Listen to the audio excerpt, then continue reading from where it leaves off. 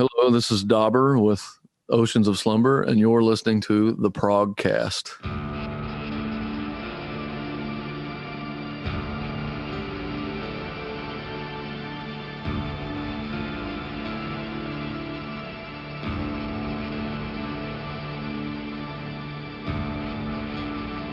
Welcome back to the Progcast. My name is Dario. I'm your host, and this is episode 72. I'm super stoked to have Dobber with us today from Oceans of Slumber. Hi, Dobber. How are you doing? I am good. How are you? I'm good, thanks.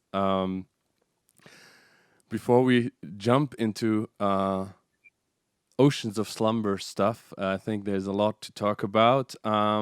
We have a little section in our Progcast that we like to call What's in Your Walkman. So I would like to ask you for a couple of tracks that you've been listening to these days that stood out, that kind of talked to you or that you came back to recently a lot. If there's anything that comes to mind, so we can add it to the accompanium playlist that goes with the Progcast. Most played thing right now would probably be the newest Dawn of Solace record. I'm familiar with the name of the band, but I've never listened to them. What can we expect from that? It is just dark metal, something adjacent to what we do. You know, not as broad and like the using, but they have an incredible vocalist, Mikko. I don't say his last name, but he's from a Finnish band called Kaunis Kuulumaton. One of the best metal bands that you haven't heard, pretty much. All right. And it's Thomas from Wolf Heart. It's his side band of like melodic dark metal. And then Mercury Circle, which is another Finnish band, oddly enough. And they have a song called The Beauty of Agony that's been out for a little while. Another kind of goth doom. If The Cure was making something close to doom metal, I think that would be Mercury Circle. And then, yeah, I listen to a lot of weird stuff, FKA Twigs and things like that too. So yeah, I mean, if you want to give us a song, I'll be happy to put it in the playlist. We always love to change things up and not stick to the what officially is considered prog metal, or prog in general. FKA Twigs called Home With You. And then of course, it's like, for me, tons of Nick Cave. So like Nick Cave, Oh Children, and Doyle Bramhall, The Veil.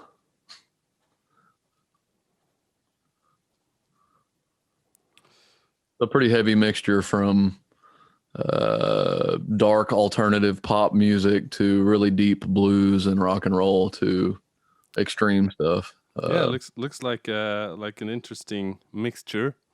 Isn't that what prog is supposed to be? Yeah, absolutely. You have a song recommendation for the Dawn of Solace album? Favorite song on the album? A song called Hiding. Hiding sounds good. Yeah, it's like a detuned acoustic guitar track. Incredible vocalist. Like I've loved this dude's voice from the get-go. I'm really curious now to check these out. I also have two entries into the playlist today. The first one would be the brand new Fates Warning single called Scars that came out yesterday that I'm gonna add, and the other one is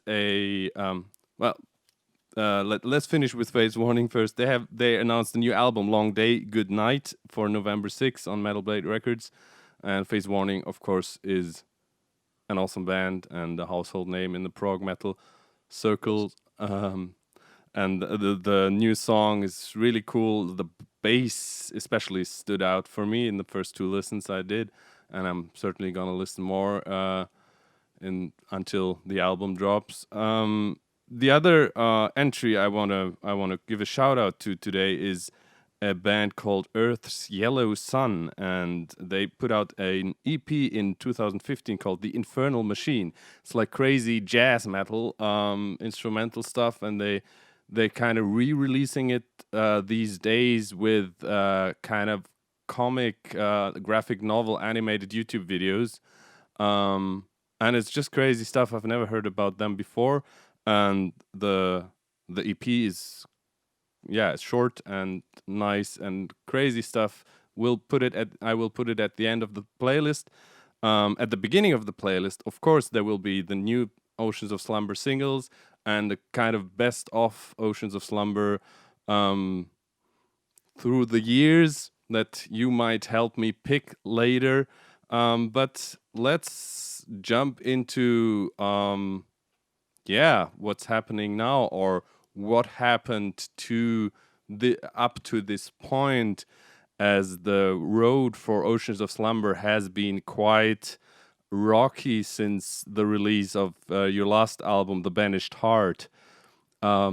Maybe you can tell us a little bit what happened after the release of that album, and how the road led you as a band to this new album. Well, The Banished Heart was it's a rough record. It was the last mixture of the old lineup. So there was definitely like a disjointedness to what was involved. There was like the stuff that I wrote, there was the stuff that Anthony wrote, the stuff that Sean wrote. And so that's what made the record kind of, a bit all over the place. I mean, it worked together, and I'm proud of the record. But it was a hard sell, It's like we put that record out. It was critically acclaimed. It came out. A lot of people enjoyed the shit out of it. All of the big outlets, the magazines, everybody embraced it. I think people shy away from something that serious. Some of the music on that record is incredibly serious. It is. Well, and I think that there's a fear, like people don't like facing those challenges. And that's ultimately what caused so much problems for us. So, we would tour, and the touring was, though fun and cool, it was hard. It's not a lucrative style of music. It's hard to be on the road. Everybody's got families and money issues. And so we come back home after a few things. We played the Prog Power Festival in Atlanta, and the band just ultimately started kind of shaking apart. Which we were on our way anyway. That's the problem with it. And so there was a disinterest in the making of The Banished Heart that started showing cracks, and ultimately led us to where we are now. People wanted to focus on their careers. They wanted to focus on their families. They wanted to focus on their own musical outlets. And I'm glad, whenever we stopped having these spurs in the saddle, whenever there were no stickers in the blanket, we could stretch out and not be bothered by any of it. So this is the first record that we've been able to write that's been just comfortably in a direction that we're going still. Which is also, we're still heading a direction. This is not like the ultimate. We're not going to like make the next record and it's going to be this record again. The next record is going to be pretty fucking different from this one, and we've already got it mostly finished. So, wow. Well, you said for The Banished Heart, also Anthony and Sean had contributed to the writing, to the songwriting. For the new one, the self-titled new album, Oceans of Slumber, how was the writing process? Was it all you and Cami together this time around, or did the new guys already had some input? They had input, obviously. I had written a good chunk of the album by myself, and then Jesse being the primary songwriter on the first track, with me being the arranger, and then he and I both, put that song together, and then Pray for Fire is Jesse and myself, or myself and Jesse, a mixture. Return of the Earth Below is all me. Colors of Grace is all me. Adorned, all me. What's the other ones? The last one. Red Flower, Total Failure, Paradise. And so, yeah, Red Flower, all me. To the Sea, all me. And September is, of course, all my stuff. So it was like a big chunk of it was taken care of, and then they come in and we start kind of collaborating, and then you see that Total Failure Apparatus is Zan, the youngest guy in the band, and we had fixed a few parts and moved some things around, and it's like, let's take a song like To the Sea. Like, yeah, I wrote that whole song, but the interpretations of the parts and the things that make the song special is purely because of the band members. You know what I'm saying? Yeah. And so that's what the unit, that's how this works. It's like, I can pin out and do all these things, but everybody else is also free to add and elaborate. So in the end, the falling apart of the old lineup was fortuitous. Yeah, that was probably the word I was looking for. As you found these new guys that seemed to be eager to jump to the challenge and become part of Oceans of Slumber. Right. Yeah, they wanted this. They this is the type of life that they want. They're young. They don't have pre-existing things with family or kids or anything like that. It's all the things that make this life hard, really hard, if you can't put it in its places. And so, yeah, they were eager to be in a band like this. They wanted to be in a band like this, so it makes it good. It's good for us. It's amazing. Before we maybe jump a little bit into some of the tracks in detail, I wanted to go back a bit to the last albums, or the difference of the maybe of the how they were received. That you already touched a bit earlier when you said the Banished Heart was a hard sell. I mean, I discovered you guys with Winter, with it was the second Oceans of Slumber album and the first full album with Cami on vocals, and it was also your label debut for Century Media, and I think the various YouTube videos that you did for this record kind of went a bit viral and kind of started bringing you out there, and people seem to like it. And so when the Banished Heart came around, I had the feeling it was less polished than Winter, and like a lot more raw in the emotional sense. And I'm not sure, but I think I expressed this in my review as well back then, that that I had the fear, and you seem to have seen this from your perspective as well, that it might have been too raw for some people that might have liked Winter before. You know what I mean? I do know that, but I also I don't care. It's like that came out. But needed to. Yeah, coming back to the new album, Oceans of Slumber, the self-titled album, so to speak. I have the feeling there you kind of you maintained the rawness of the emotions in Cami's vocals mainly, of course, but the sound is overall more polished again. Okay. Yeah. It's one of those things to where when most people are looking at albums, they're just like, oh, this band I like released a record, or I heard about this band and I released a record. For us, it's not the case. So whenever we did Winter, everything was hunky dory and fine enough, and we had just wrote some songs and it had some somewhat special meanings. Sure.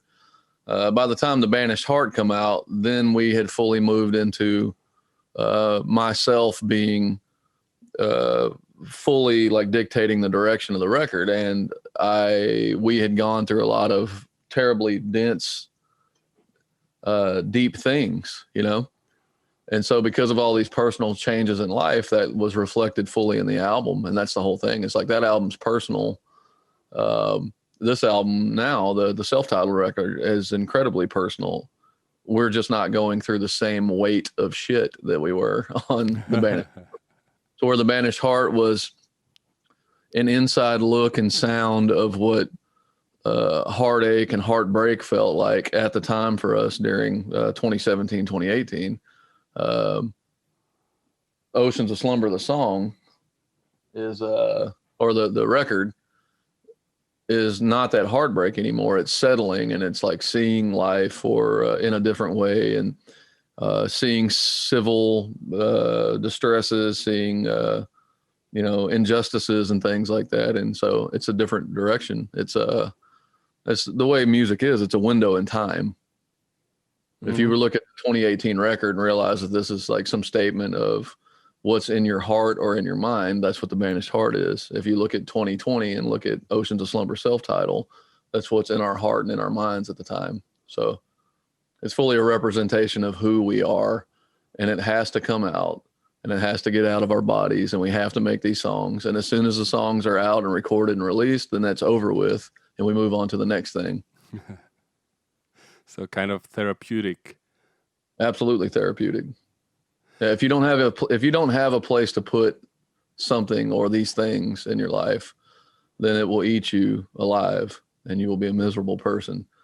And this is what this is. Like, we have to put these things out. And so it's like, take it or leave it. That's the reason why when somebody says that the Banished Heart is a very emotional, tough record, it's a very dark record to fall down into. Yeah, well, you should have been in our shoes. Right on.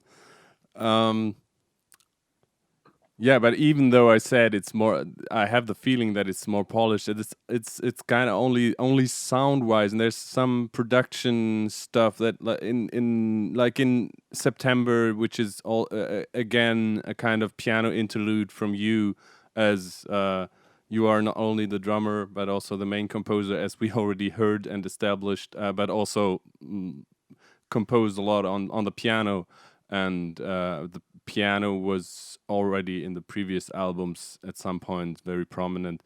The string arrangement that comes that like makes it a little bit bigger at the end. This is kind of some new side that I think I didn't hear in that kind before. But of course, it's still Oceans of Slumber, and that means that it's not only beautiful and melancholic and soft, but there's also still the extreme metal side. And for me, as someone coming from the prog world and not from the extreme metal side, I find it incredibly interesting and fresh to have these influences, or to discover these influences, but I'm not really able to pinpoint them to certain bands or styles within the broader extreme metal genre. So, for example, in Total Failure Apparatus, towards the end, there's like this very weird kind of growl that reminds me of like a dwarf or something. I don't know. I have no idea what kind of style that would be. And that was like the super low part. Yeah, the super low and slow part. Yeah, well, I'm talking about is the voice super low, like the very, very Yeah. low voice. Yeah. That's called a gurgle. Oh, okay. See, That's from brutal death metal. But it was meant to be like cavernous, and that's why it sounded. You said a troll or a dwarf or whatever, yeah. and so it was meant to be cavernous. Because if you listen to bands like Dripping or Devourment or any of these old school like slam death metal bands, what they're called now, but it's like, yeah, I come from extreme metal, but just as much so I also come from country music and jazz and everything else. So that's on that same song we do shout gang vocals, just like you would hear on Biohazard or Sick of It All or something. Yeah. So that's something I was a little bit more familiar with, as these styles are more in the mainstream eye as well. Like I probably wouldn't be able to name one of these old school brutal death metal bands you just named, but of course I've heard of these gang type shouts in the like hardcore scene. But yeah, see, now I learned the new word, the gurgle. Another very interesting part I thought was in "Pray for Fire." That song presents itself kind of two-part, and the second part is like with this kind of spoken word vocals by Cami, and I thought, okay, that's an interesting. When I first listened to the album, I didn't look at the player and look when the next song begins. I was convinced that we were already on track 3, but it was still track 2, indeed. So how did you when you composed "Pray for Fire"? How did you know that these two parts belong together?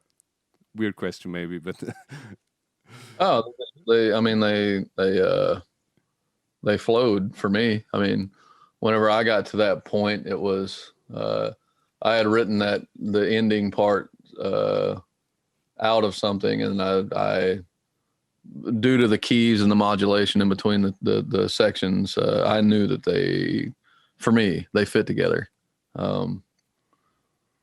The spoken word part was meant to be kind of like in a preaching way, and it was about somebody that wishes to hold you down, somebody that wishes to see you not do well, somebody that wishes all of these things. Whenever we were in the studio, Cami was asking like, so, I'm not really sure what I want to do here. And I was all like, why don't we do the spoken word part? So it can be like this queen figure, this priestess figure rising up to gather everyone. And then you're speaking this like truth, like you're bringing this fire and you're bringing this storm upon everybody that would rather see you fail or bring you down.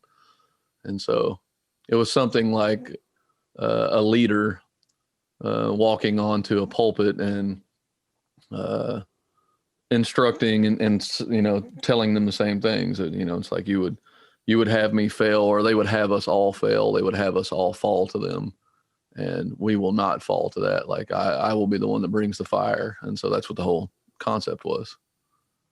Well, it's pretty chilling, especially with your raging drums underneath. It's a stark contrast, but it works perfectly. Oh, well, thanks, man. I'm glad. It was a cool part. I knew it was, this stuff when I write or we write, it's just to appease my own inner demons. So when I heard it, I'm all like, yeah, this is fucking awesome. Now, whether or not everybody else is going to like it whatsoever, I don't know. It's not for me.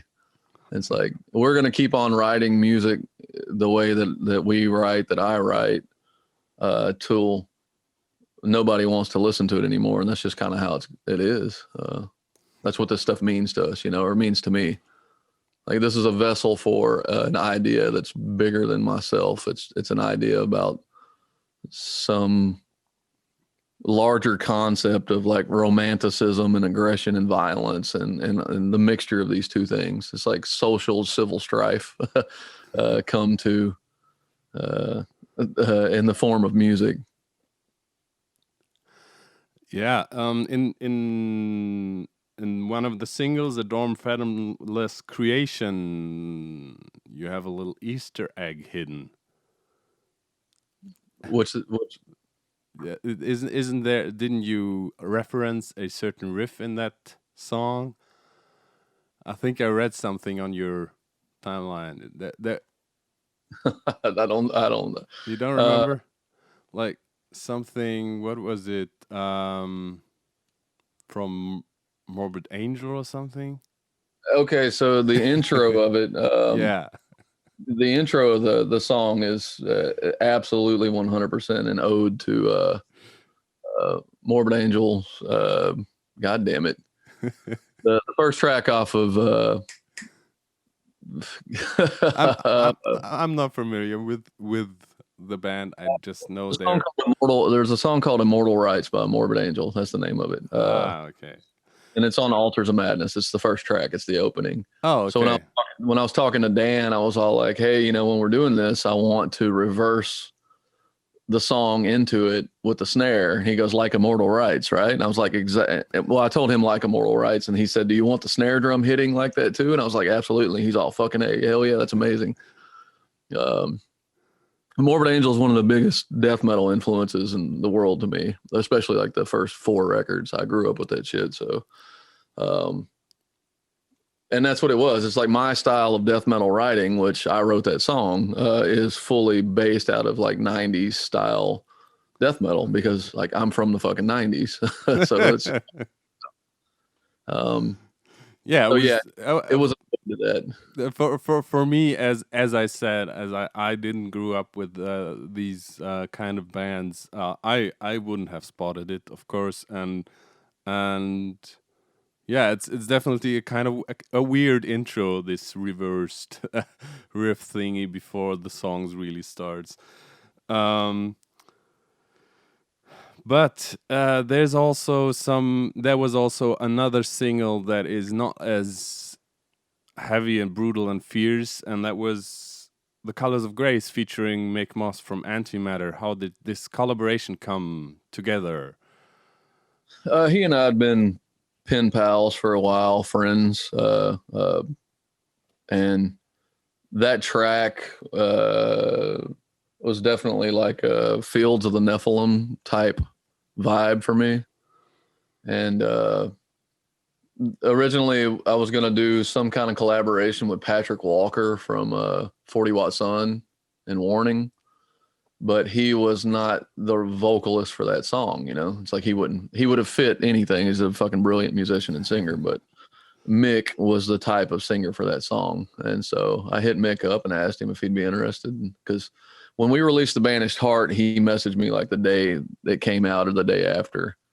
And he said, if you ever want a collaboration, I would love to sing a song with Cammy. And I was all like, yeah, for sure. I love you. I think this is amazing. It's rich and it's got that soulful, longing for something sound to it. And so that's where the Colors of Grace came from. Yeah, absolutely. I mean, I knew about Antimatter and Mick Moss for a long time, but I never really dove into their discography or their music.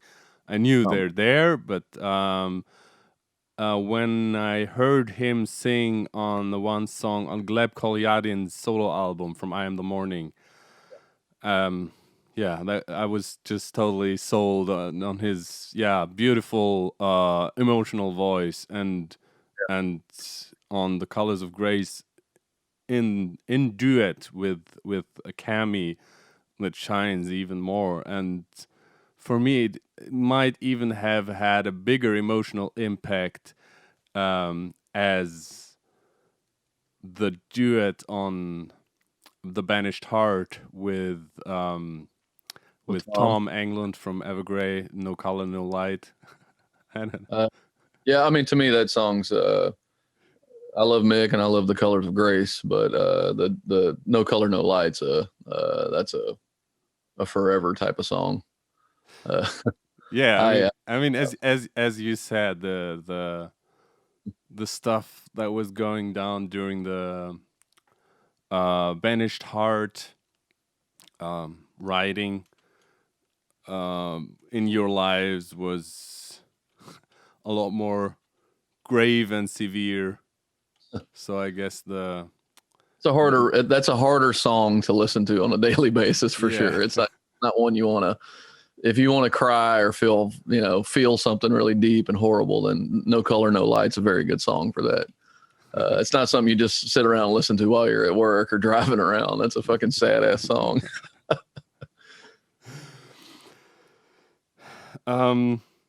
Yeah, but this is not the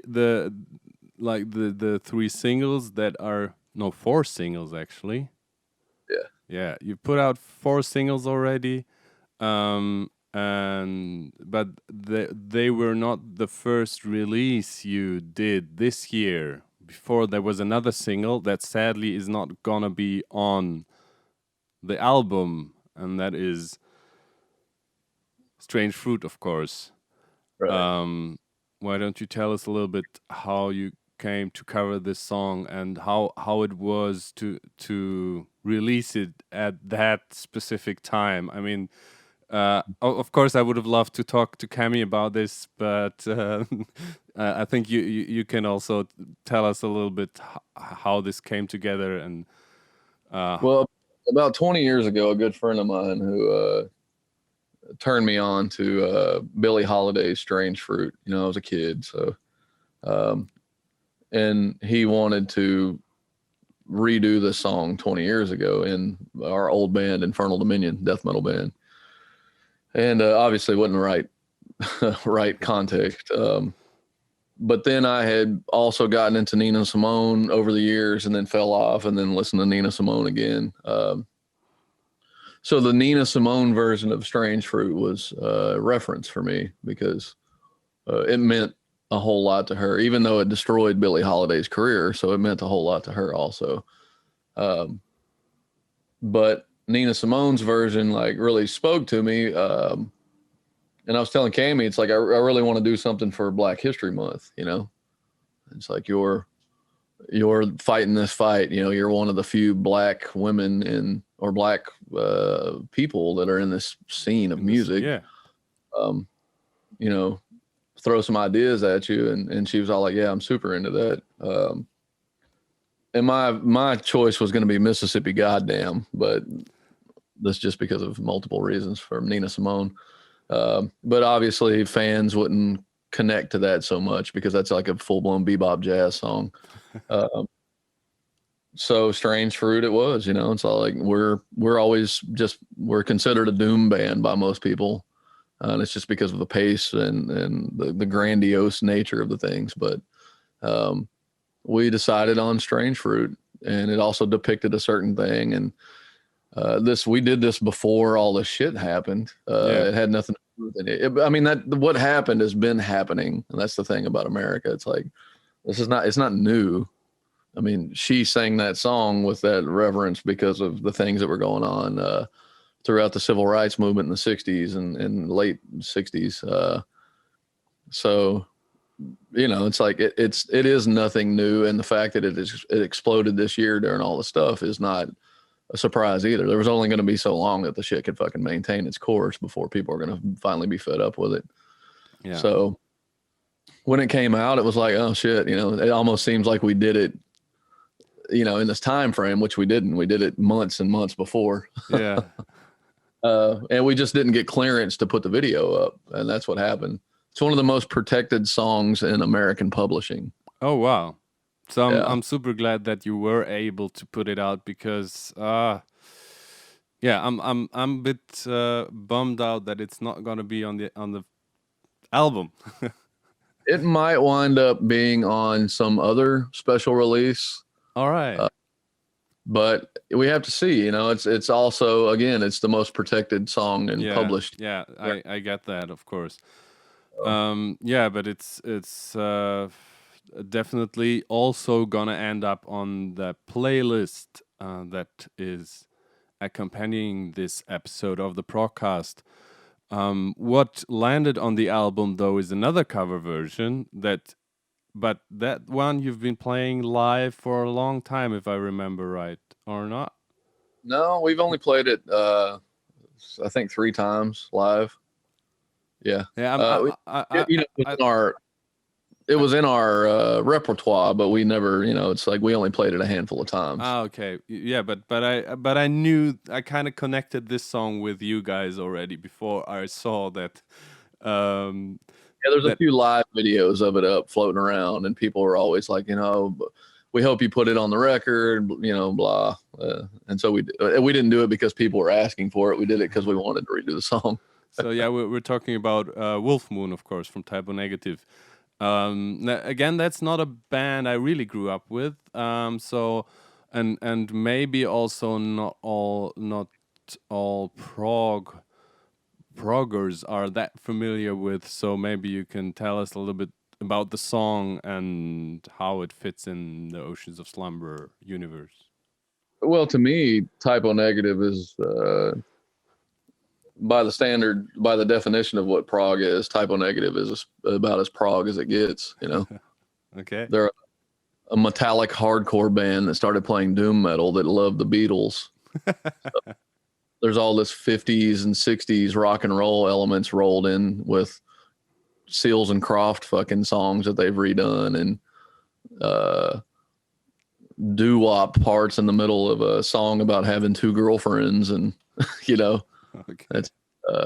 It's their, to me, that's one of my favorite bands in the entire world. So they're worth investigating if you like different kinds of music. I think the most thing that I hear is the assault on masculinity that Pete Steele does. So when guys listen to this sensitive, deep-voiced giant dude sing, they feel emasculated or something. I don't know what it is.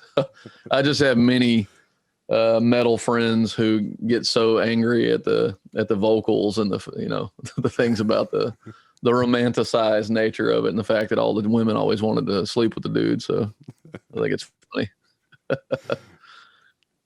That record, October Rust, is probably their ultimate album, and that's one of the best. That's probably top 2 records in my life. So, and that particular song is about going down on a woman during her menstrual period times and turning into a wolf and all kinds of shit. I'm just looking up the set list from October 2016 when I saw you guys opening for Enslaved on their anniversary tour, with Ne Oblibus Caris also playing that night, and you played Wolf Moon that night. Yeah, that's so what we did there was I remember running into you outside of the venue that day too. Yeah, we talked a bit. We walked over to the Oktoberfest thing. The band, yeah. So in preparation of us playing that song in Spain, I think on that tour we played that song maybe 4 or 5 times, maybe it might be 7 times, but we played 42 shows out of it. But it was about us getting to Spain and playing it on Halloween is what the plan was. Okay. So it was kind of a tryout. Right, totally. Yeah, finally, before the album got released, of course, you already mentioned him. It was mastered by none other than Dan Swanö. How did this happen? I mean, he's a legend. Well, yeah, I'm a huge fan of Dan's. Absolutely a huge fan. And he, oddly enough, I just messaged him. We were talking on Facebook, and I said, hey, I think I want to get you to do this record. But, Edge of Sanity and Panthymonium and all that stuff are like huge records to me. And I just asked him. And I didn't realize how accessible and everything else was. And he'd been doing a lot of records, over the years and mixing. And I said, I think for what we're doing on this record that you would be, I would be happy to work with you.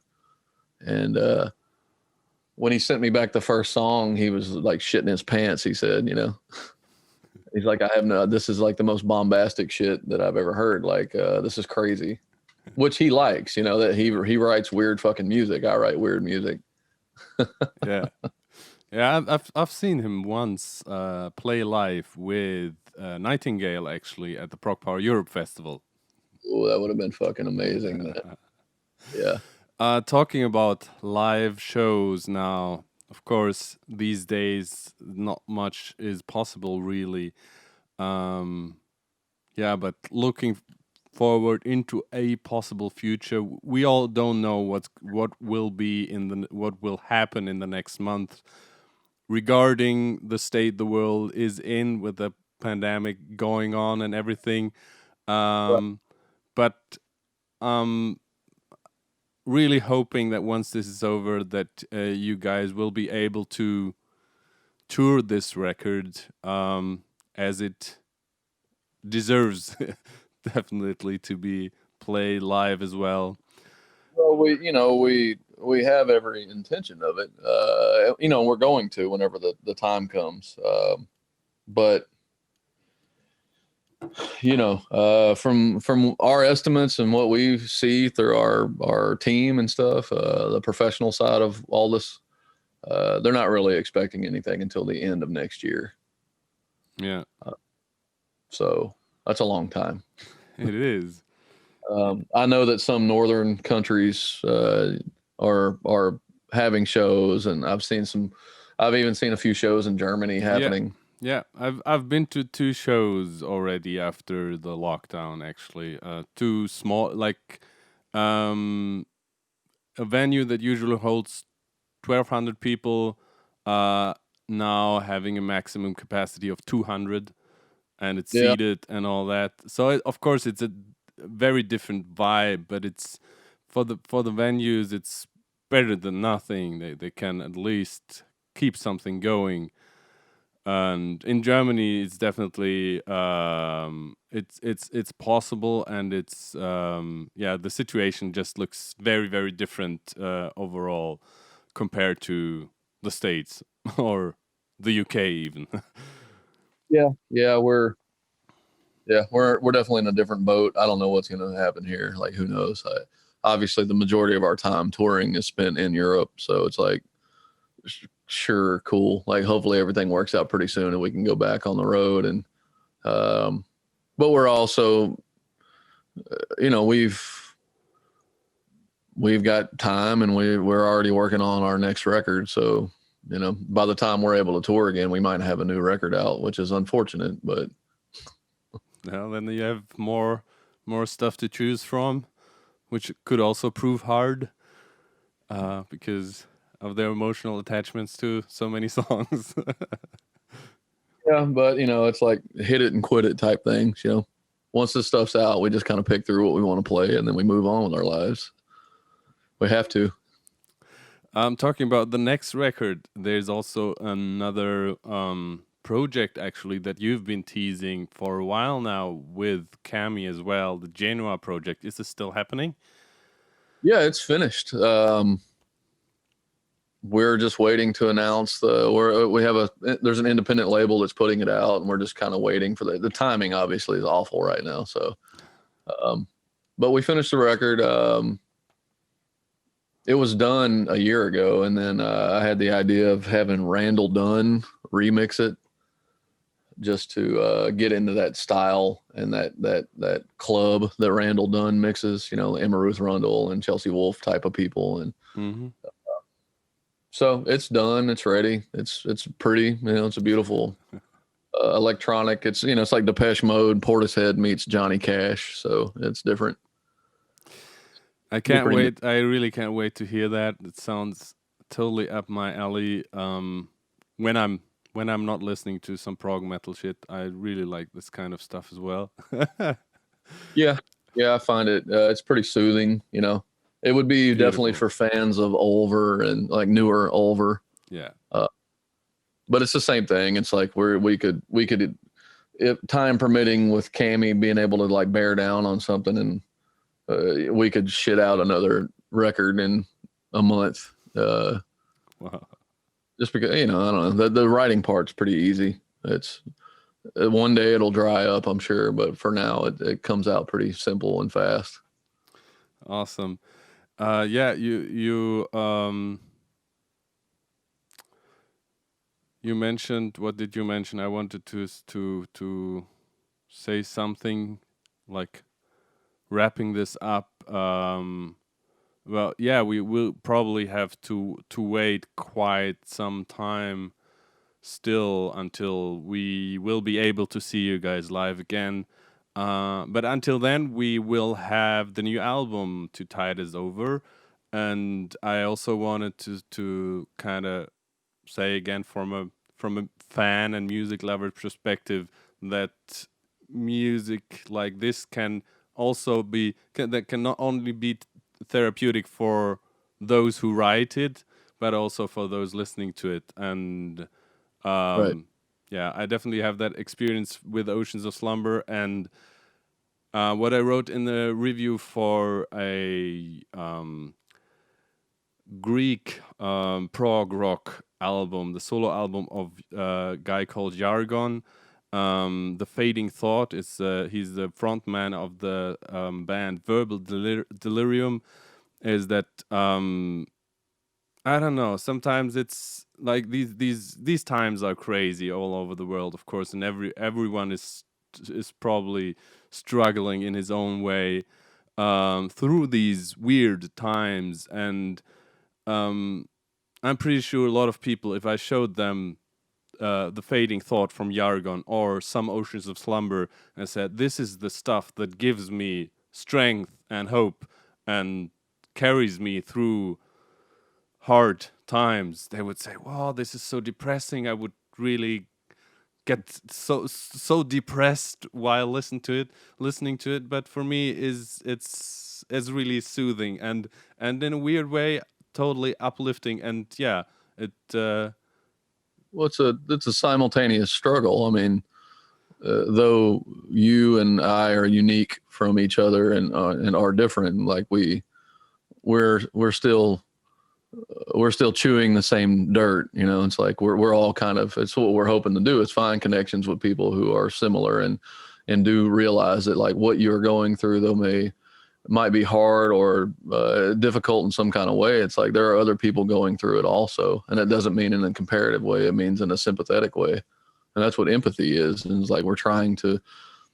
Music like this is meant to be perceived and taken as empathetic.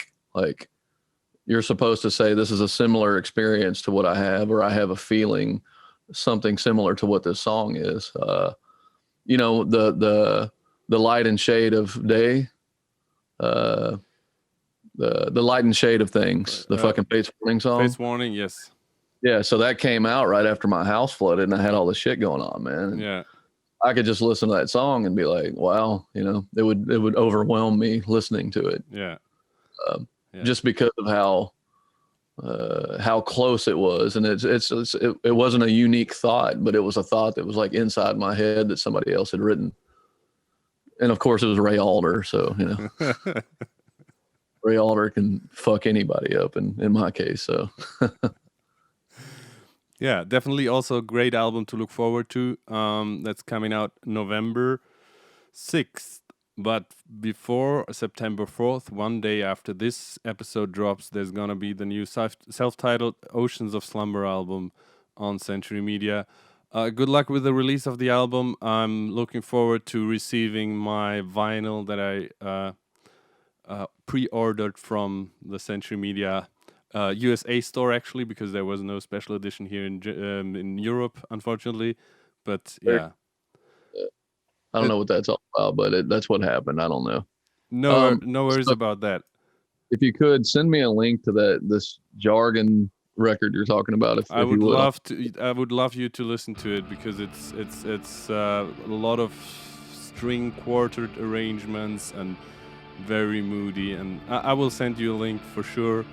And for now, I want to thank you for taking the time to being on this show. It was a great talk, and to our listeners, thanks for listening. Thanks for tuning in as always, and Take care of yourselves, take care of your loved ones, and listen to great music.